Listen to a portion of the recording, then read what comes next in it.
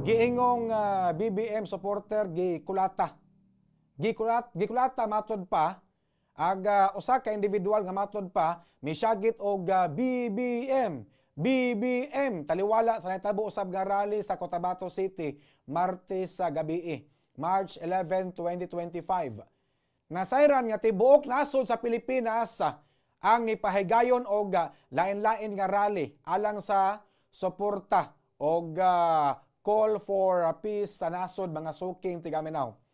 Matod pa sa mga supporters ni former President Rodrigo Duterte nga dili makatarunganon ang pagdakop sa kanhi presidente didto sa naiya mga suking tigaminaw. Ang mga supporters ni Duterte sa nagrally nagsigig syagit-syagit og Duterte apan doon na may usa ka buok nga sagol ni syagit og BBM kulatahon mita mga kabumbo tungod sa kalagot sa mga tao nga dunay misyagit og BBM ila kining gitabangan og kulata. Ingon ana kasuko ang mga tao ngadto kag President Bongbong Marcos mga suking tigaminaw. Makita ninyo kagabi lain-lain nga mga rally ang nahitabo dito sa Cebu, dito sa Davao, dito sa Cagayan. Lain-lain nga mga rally ang nahitabo, no? Atong ipakita ninyo diri ang mga gidaghanon sa mga tao nga nagarally mga suking tigaminaw, no, sa kuan kini lain-lain nga mga lugar. Di lang kay sa Visayas napod gato karon sa Mindanao ang nagarally mga suking tigaminaw. Ilang pakita ilang pagsupak sa pagkadakop ni President Rodrigo Duterte o kanhi Presidente Rodrigo Duterte ang mga suking tigaminaw. Suko kayo ang mga tao ngadto ni Bongbong Marcos tungod kay dako ilang pagtuo nga dunay kalabutan si President Bongbong Marcos sa pagkasikop ni kanhi Presidente Rodrigo Duterte mga suking tigaminaw. Dunay mga tao nga nanghilak tungod kay gidakop si Duterte. Dunay mga pulis nga apil sa pagdakop ni Duterte ang nihilak sad. Wala kapugong sa pagtagak sa ilang mga luha. Matod pang Rodrigo Duterte nga pananglitan kung mahimong presidente si Inday Sara Duterte asa kaha ni puniton. Asa kaha ni puniton ang mga pulis nga niapil og dakop niya mga suking tigaminaw. Kabantay mo ron sa social media sa Facebook si Police Major General Nicolas Torre, aga chief sa CIDG. Daghan kayong mga basher, daghan ang ni-bash ni Police Major General Nicolas Torre, aga chief sa CIDG. Gi-edit pa yung picture, gihimo siyang bayot, gipasayaw. O yan po ito video niya nga nagsayaw-sayaw niya ang music, day ali diri. Sabak Daddy B. Kita mo na, nag-viral sa Facebook. Nga, gi-edit iyang naong, nagsayaw-sayaw, ga uniform pagpulis, o niya ang music, day ali diri. Sabak Daddy B. Dagan kayo ang nisaway ni Torre diha sa Facebook. Apan, bisan pa man ini, bisa pag nagkamuritsing sa mga bash si Torre, wala nagpatarog si Torre sa mga basher, mga suking tigaminaw.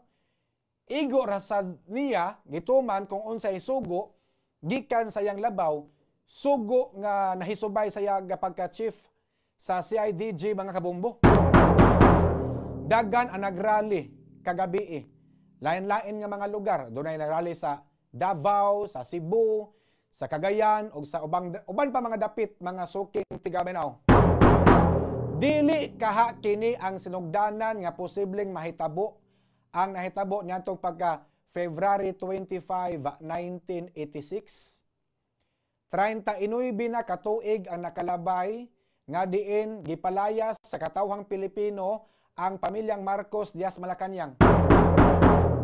36 katuig human gipalayas sa mga tao ang pamilyang Marcos. Gibalik ra usab sa mga tao ang pamilyang Marcos human sa eleksyon niadtong tuig 2022. Only in the Philippines gipalayas ang amahan after 36 years, gipuli ang anak nga mao si Bongbong Marcos mga suking tigaminaw. Dunay nag-away sa Facebook kay managlahi ang baruganan sa pagkasikop ni Duterte. Naiuban ni Oyon nga dakpon si Duterte apan naa say uban ni Supak. Pero ako na obserbaran mas daghan ang Supak kaysa ni Oyon. Mas daghan ang wa maka Oyon nga gidakop si Duterte. Naay niingon nga nganong dakpon pa man si Rodrigo Duterte nga dili naman membro ang Pilipinas sa ICC. Dihang dapita, dili na lang ko mo palapad anang bahina tungod kay doon na pa'y mas kahibalo na ako sa balaod kung unsay role sa ICC. Mga kabombo, ako lang i-present ninyo ang issue sa dagan sa panghitabo gahapong adlaw.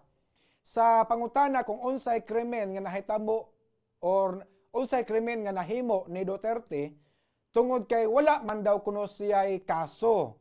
Wala man kuno'y kaso nga gipasaka batok sa kanhi presidente. Kabantay bitaw mo gahapon sa interview or sa pagdakop ni Duterte, nangutana siya, unsa may krimen nga akong nahimo? Wa siya makabalo mga suking tigaminaw. Lahi man gud ang justice system diri sa Pilipinas og ang pamalaod dito karon sa ICC mga kabumbo. Dinhi sa Pilipinas, filean kag kaso, unya patubagon ka, pinaagi sa imong counter affidavit. Ha? Dito sa ICC, wala pa ka nakatubag sa imong kaso, wala pa ka nakaduso sa imong counter affidavit, wala pa ka naka-file o counter affidavit, nalutsa na kag-warrant mga suking tigaminaw. Pero bilib sad kong Duterte mga suking tigaminaw sa nahitabo kagahapong adlaw. Kaya nagpadakop sad siya. Iyang gituman, iyang gisulti nga andam siya mapapriso. Kuno galing magkalit-silit na ang iyang war on drugs. Kay iyang balik-balik kani adto.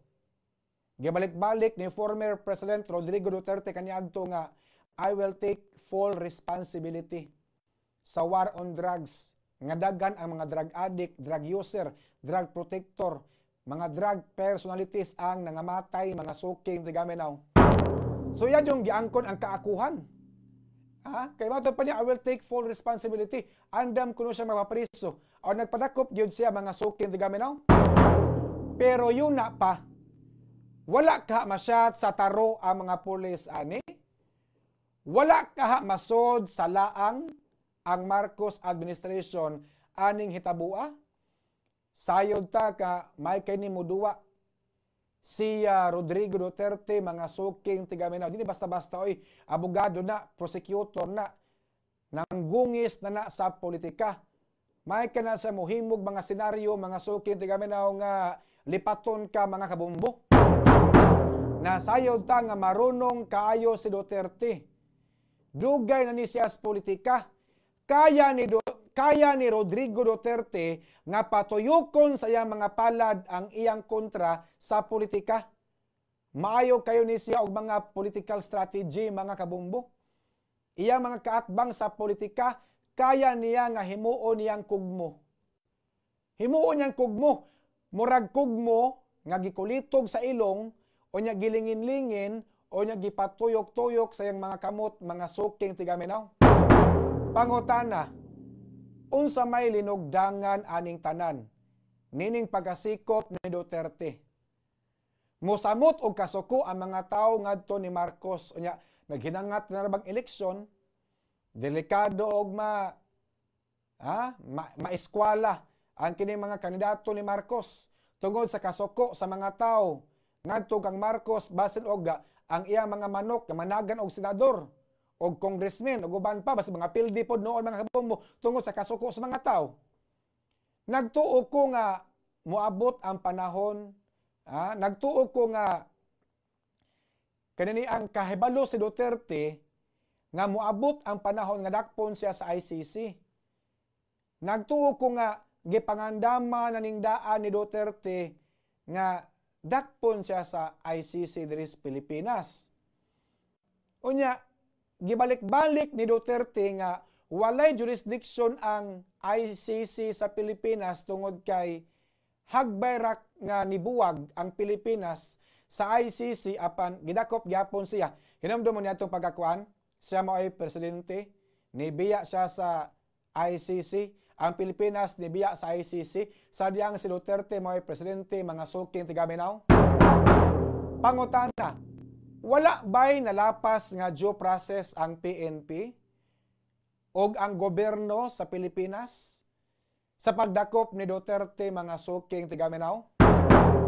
Na ako'y nabasahan ba, o niya, matod pas akong nabasahan, nga ang usa sa pinaka-importante nga aspeto sa balaod sa International Criminal Court, ICC, mao ang pagsunod sa Article 59, Paragraph 3 sa Rome Statute, nga nakalatid, nga si bisan kinsa man ang gidakop, adunay katungod nga muagi sa korte. Adunay katungod nga muagi sa korte sa ilang kaugalingon nga nasod. Muagi pa sa korte sa ilang kaugalingon nga nasod, alang sa interim release o temporaryo nga kagawasan, samtang gihanay pa ang proseso sa pag-surrender mga suking tigaminaw. Matod pa, sa akong nabasahan, ang competent authority sa maong kaso, mao ang Supreme Court sa Pilipinas, o ang custodial state, mao ang Pilipinas. Hinungdan nga midangop sa Korte Suprema ang kampo ni Duterte gahapon adlaw. Nangayog TRO pero abot og nabay TRO nga milusot mga suking tigaminaw. Apan unsa nahitabo, gipasakay sa eroplano si Duterte o gidala paingon sa Netherlands. Nga giingong, mugamit ang termino nga giingong, wala muagi sa insakto nga proseso mga kabombo. Kung panalitan madismiss ang kaso ni Duterte, panalitan ba? Kung panalitan madismiss ang kaso ni Duterte, mawagtangan sa credibility ang ICC ug musamot kahumot ang mga Duterte ngadtos mga tao sa katawhang Pilipino mga suking tigaminaw. Laktod pagka-istorya, murag napanglantawan na ni daan ni Duterte nga mahitabo ni niya. Mao di ay nga nikuyog yun siya sa mga pulis. Bantog ra ngayang asawa, si Hanilit nga, ayun lang, kalma lang, kay warrant. Mao di ay nga, nikuyog yun siya sa mga pulis, mga kabombo. Dili ba kani trap ang gihimo ni Duterte sa Marcos administration aron magsugnod ni o maghaling ni para musiga ang kalagot sa mga tao ngadto sa Marcos administration, mga suking tigaminaw. Kay human gidakop si Duterte, human gipasakay siya sa eroplano, nang gawas na ang mga tao, gabadas-badhas na mga tao kadalanan. Gatapok-tapok na mga tao, gahimo nag mga prayer vigil, na mga rally-rally na hitabo, dapat iusan na kulatahan, kay misagit og BBM, mga suking tigaminaw. Napasabton ta mo ako, dili ko Bongbong Marcos, dili pod ko Rodrigo Duterte, wa ko'y gilabanan sa duha, gipresent na kong issue. Ang ubang ra ba diri nga ato ang Facebook viewers no, kay pataka lag turok, mo comment lag kalit nga Bongbong Marcos ko no. Napoy mo comment nga DDS ko no, ko wala oy, dili ko Bongbong Marcos, dili pod ko DDS. Gipresent lang na akong issue mga suking tigaminaw. Ang uban kay masakitan, takalag comment, takalag turok, mga suking tigaminaw. Gipresent na akong issue. Ang gitunol ninyong issue, mga suking tigaminaw. Nining hitabua. Kay kabawtag nga di man ni bugo si Rodrigo Duterte. Hait kay ni matan panis pinya. Naniguwang na nis politika. Grabe ni og mga politika or mga strategy sa pamulitika. May kinin sa muhimo og mga senaryo nga ang mga tao maluoy, mga kabombo, malipat niya yang kontra.